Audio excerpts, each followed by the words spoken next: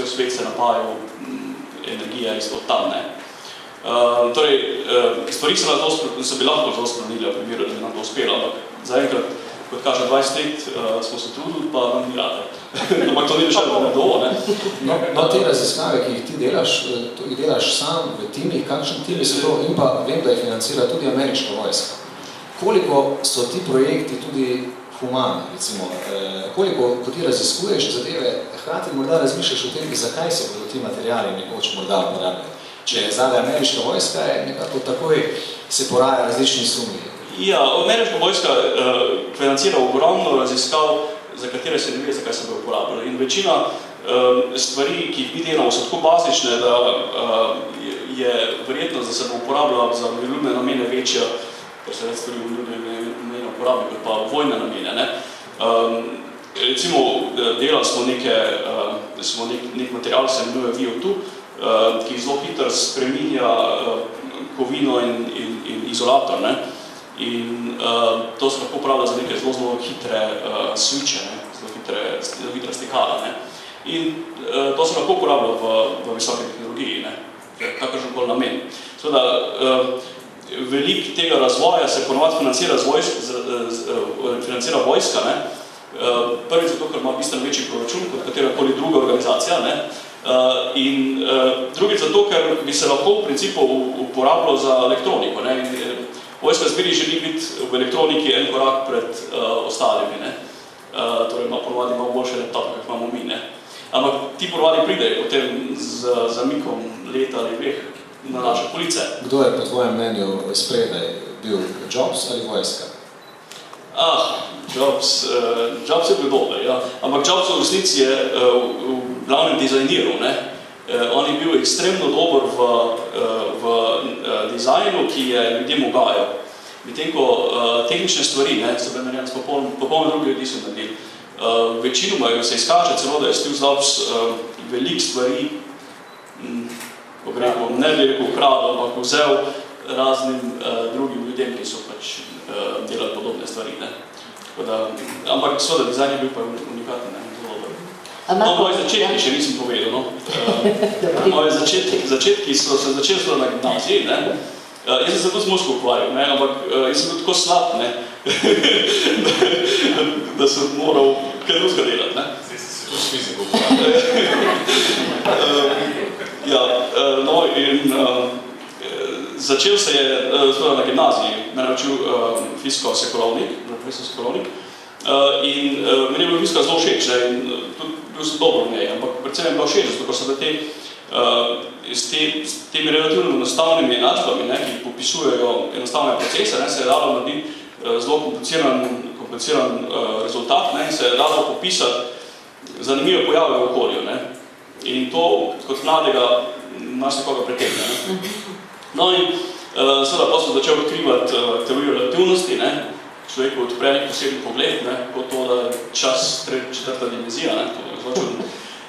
No in pa se začneš ukvarjati z kvantno fiziko, ne, in ugotoviš, da pravzaprav tvoja lega ni nikoli točno določena, ne, nikoli ne veš točno, kje si, ne, če veš, kakšna je tvoja hitrost, ne, to je zelo čudno, to je zelo težko dojeti, ne, navadnemu smrtniku. No in tako sem se tako odločil, da bi šel na fiziko, to nisem imel niti druge opcije, samo eno. In ja, na fiziki je bilo dobro, dobro sem se počutil in me je začela še bolj zanimati, ne, bolj ko se poglabljaš, bolj je zanimiva. Ja, in ko sem študiral v Ljubljani, ne, sem malo navezal stik z tem raziskovalcem v Nemčiji, ne, kjer se seveda odpre popolnoma nov svet, zato ker nemški inštituti so prvič na zelo visokem nivoju, ne, imajo še to staro kulturo. Nemčija je bila, recimo pred drugo svetovno vojno, v znanosti najbolj razvita država na svetu, ne, in ta nemška raziskovalna kultura je zelo visoka, ne, in to nekako staja, kljub temu, da so bili med vojni popolnoma uničeni, ne. In no, potem sem seveda navezal te stike z Ameriko, kjer so se pa odprle popolnoma nove možnosti in ko je pač ostalo. Vseeno, Marko, fizika pa dirigiranje, imate mogoče vseeno kaj skupnega, ne vem, nek matematični način razmišljanja, se najde kakšna povezava v tem načinom mišljenja, ko se prebijaš, točeš skozi note, je kaj fizikalnega v tem, razen da proizvaja zvok. Ne, jaz mislim, da ne. Običajno se dela povezava med matematiko. Matematični ja. Fiziko sem jaz sovražil od prvega dneva, ko sem se moral Ne, sploh ne. Mi smo imeli, za kemijo smo imeli profesora Lodrata, za on fiziko učil nas tudi. Ne. Profesor Krasičan se učil fiziko, mislim, jaz sem imel kemijo bistveno rajši. Zaradi tega, ker nam je profesor Lodrat povedal, kaj je šlokna, kar je često mi do takrat nismo vedeli. To smo se vsi zapomnili, kaj je šlokna, zato ker je nam to povedal, on se režista, zato ker je sprejel doma. Ampak, pa skratka, jaz fizike nisem nikoli zastopil in se tudi nisem trudil. Mislim, da sem prelezel neko skozi, ampak ni bo, kaj je to. Povezave pa sploh Amerika, vas tudi ni posebej privlačila, glede na to, da imamo ameriškega državljana. Nikoli niste posebej. Jaz sem bil dvakrat, trikrat, pa ne vem, mogoče zaradi tega, ker nisem takrat, če bi imel možnost delati z vrhunskimi orkestri. Pa se bo to mogoče zdaj to zgodilo, ampak meni ni nekak ameriški način življenja, tisto, kar si jaz predstavljam pod ameriški način življenja, meni ne paše. Fast food pa komercialno pa to? Ne, samo to, ne. Meni gre predvsem, recimo, meni se zdi, da je ena stvar, ki je bistvena za to, kar se zdaj dogaja, recimo pa zdaj, če se pogovarjamo malo tudi o tem, kaj se aktualno dogaja v Sloveniji.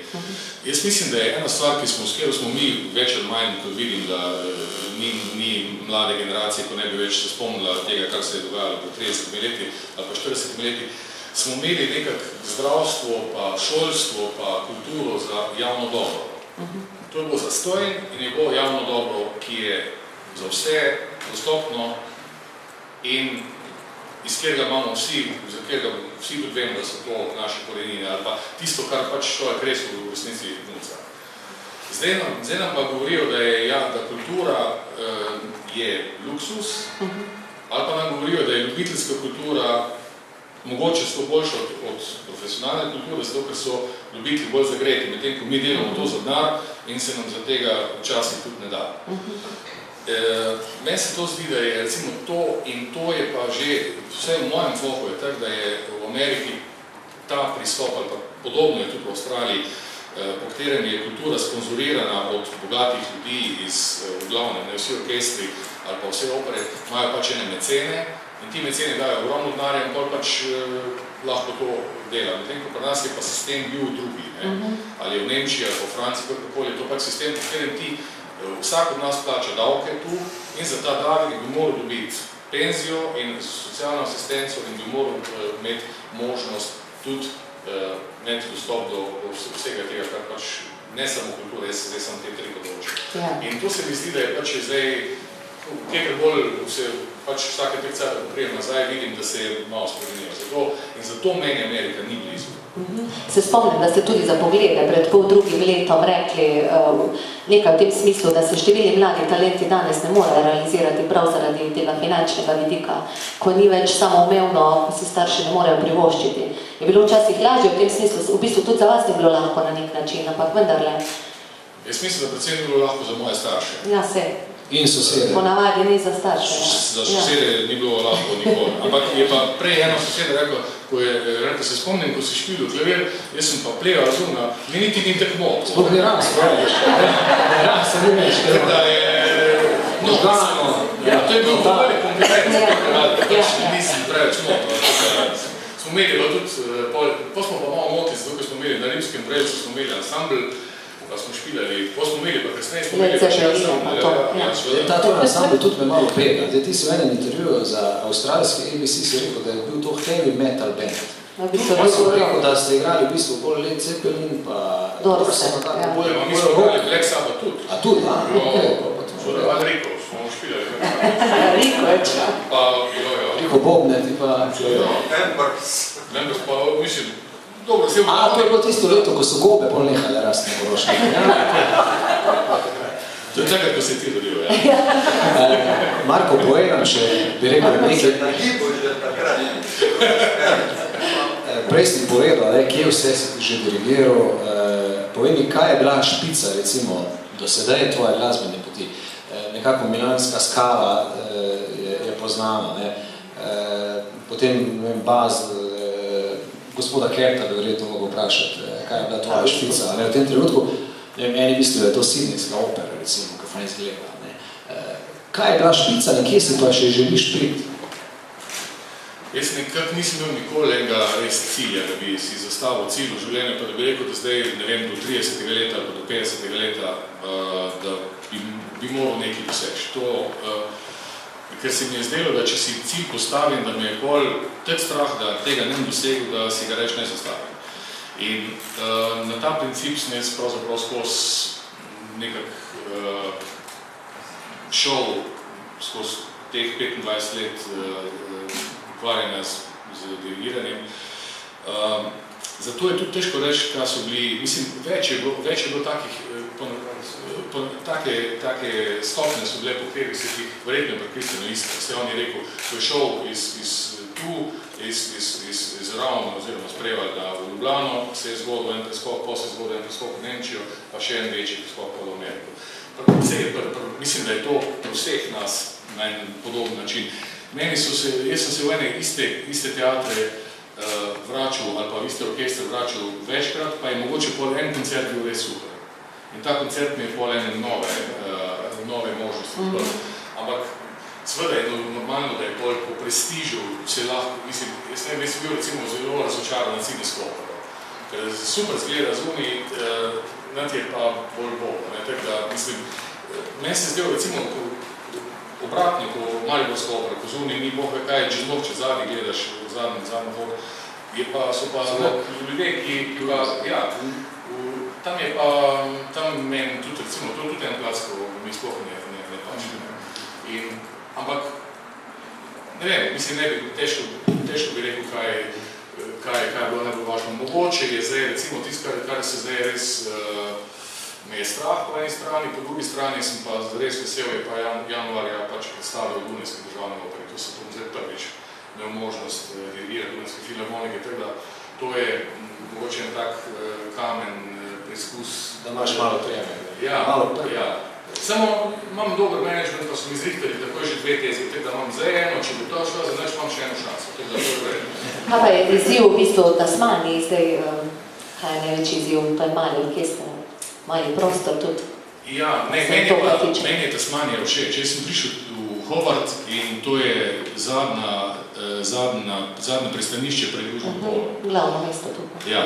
In ko tam gledaš, ko si v pristanišču, ko gledaš na jug in ni nič, je pač tam more Južnega pola in meni je to res bo všeč. Pa tudi se mi zdi, da ljudje so na en način, jaz tako vidim, da so recimo mesta, v katerih se dobro občutim, zdaj so, ali ne sme biti več, kot pa tam 250 tavžen, 300 tavžen ljudi.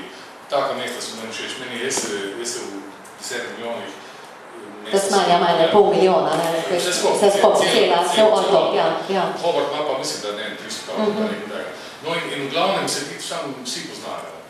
Med sabo tega je po tej strani in meni je bilo všeč, pa še ena stvar mi je bilo všeč v Hobartu, ker je res mali orkester, ampak oni imajo izredno podporo ljudi. Tako je zdaj, ko sem jaz tako strašen, mislim, se mi zdi fajn, da vidim prvo tek domačih obrazov, pa da je toliko ljudi prišlo to poslušati, kar mi danes pa sami. Se mi zdi, da je, mislim, na tak način imam jaz en občutek, tam je tudi, ne glede na to, odkot si, pa je že par Slovencov prišlo v meni posrediti, da veš kaj je poba reče, da veš pa kaj je domu, ena je prav zdravo grada. In Slovenci hvala, je rekel, ja, veš kaj tam, boš kaj prinesel, ali boš to, da bo šel v Uni, uspeje tam na manje 2 knjigi za mene, pa en prt, pa še eno jopico, sem nekaj posodil eni sosedi, pa bi jo ti prinesel, da vam zdaj še šel to, da so bolj koncerne. Mislim, da je tako. Domače. To sem jaz rad tudi v Tasmaniji, ker ni, prvič je narava je super, orkester zelo, oni fajn špilejo, oni so res, mislim, dobro sezono lahko delamo in lahko delamo zelo zanimive koncerte, tako da mi je to paše. Kristjan, bi šel naprej, prej smo se dotakli Jobsa, pa ameriške vojske in teh drugih naših strahov, ali pa tudi realnosti. Zdaj, če pogledamo svet, ameriška vojska ni nič kaj prijazna, zna biti tudi zelo neprijazna. Če pogledava Indijo in Kitajsko, kaj meniš? So nas oni že prehiteli, nas, v bistvu zahodnjake, če zdaj smatram nas tudi kot zahodnjake, so že dalec predaj ali smo preprosto konkurenčni v tem trenutku? No, najprej bo eno stvar popraviti. Amerika je ekstremno raznolika država. Mislim, da je najbolj raznolika država, kar sem jih jaz videl. Bistveno bolj raznolika kot Nemčija, ki je dobro poznam, bistveno bolj raznolika kot katerakoli evropska država. Ne? In tako da so mikroobmočja v Ameriki. Ne? Imaš območja, kjer je veliko revščine, kjer je veliko kriminala, ne? In katero so območja, kamor sploh ne smeš, ne? Ker ti vsi povedo, da to so pa ne sme, ne? Potem so pa območja, kjer je pa popolnoma nekaj drugega, ne? Kjer so pa prijazni ljudje, vsi se med sabo poznajo, majhno mikroobmočje, ne? Ljudje, ki so sposobni, ne? Ponovadi je tako, da se v Ameriki sposobni ljudje, oziroma tisti, ki imajo više dohodke v Ameriki, je pa tako, da se dohodek pomeni sposobnost, ne? Ker se nagrajuje po sposobnosti. Ne? Ljudje, ki imajo malenkost več darja, ne? Iščejo območja, tipično območje, kjer so dobre šole, ne? Šole so zelo bistvena stvar. Zato, ker v Ameriki je tako, da je šola odvisna od tega, koliko so ljudje, oziroma starši pripravljeni dati za šolo. Ne? Če so pripravljeni dati več, bo imeli pač bolj kvalitetno šolstvo. Ne? Predvsem je to financirano iz davkov na nepremičnine. No? Torej, če so ljudje pripravljeni plačati neki procent svoje vrednosti nepremičnine, bo imeli dobro šolstvo. Ne? Ja, ampak gre tudi za vprašanje zmožnosti, a ne, mislim. Ja, veste, dve možnosti sta, ali uvedete visok davek na DDV, ne, kjer pri vsaki stvari, ko kupite vodo, ne, plačate velik procent taks državi, ne, in na tak način se zbira denar, ali pa recimo date zelo velik procent davka na plače, ne, da dobite samo 50% ali manj denarja, ki ga zaslužite v žep, ne, ali pa se to financira preko kapitala, ne? Torej, da ljudje, ki imajo kapital, recimo, ki imajo nepremičnine, plačajo. In po moje je bolj pošteno, da ljudje s kapitalom več prispevajo kot tisti, ki nimajo kapitala in kupijo vodo, pa mleko, kruh, ne? Tako da meni je ta sistem bolj všeč, bolj ko ga spoznamo, bolj mi je všeč, ker ugotavljam, da v resnici, da ljudje, ki se trudijo, ne, v Ameriki uspejo, ne? V Ameriki je tako imenovan sistem meritokracije, ne? Torej nagradnja po sposobnosti, no? Merits, ne? In ta solidno deluje, sicer ni najboljši, ne? Mnogi so zelo kritični do tega, ne? Meritokracija je bila v resnici nekako nastala je tako, da je nekdo napisal, nek angleški pisatelj napisal satiro na to temo, ne? Kako bi bil svet čuden, če bi ljudi zaposlovali glede na to, kako je bilo nekdo sposoben. Ne? In potem čez 10-20 let je ugotovil, da so ljudje začeli uporabljati njegovo knjigo, njegov izraz za to, kar se začelo dogajati v ameriških korporacijah. Ne?